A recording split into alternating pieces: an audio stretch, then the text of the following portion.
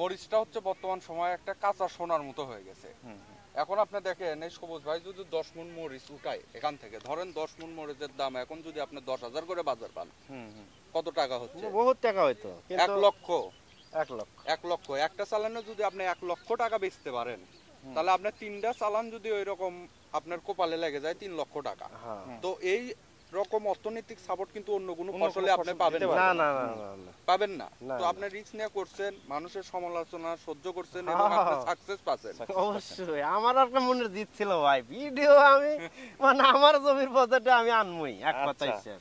যাক, সবুজ ভাই, আপনি আমার একটা এই- ইচ্ছা ছিল যে এই প্রজেক্টের একটা তো মানে ইয়ে আছে যে আপনি শেষ পর্যন্ত কত টাকা বিক্রি করবেন? হ্যাঁ শেষ পর্যন্ত তো ধরেন ইনশাআল্লাহ 5,000 টাকা যদি 3,000 টাকা মন আমি ধরছি এভারেজ, মানে আচ্ছা। শুরু থেকে শেষ পর্যন্ত আমি 3,000 আমার এভারেজ দাম পাই। হ্যাঁ, 3 পাইতেছি, 8 পাইতেছি, 12 পাচ্ছি, 20, 15 পাচ্ছি, আবার 4 বর্তমানে 4, 5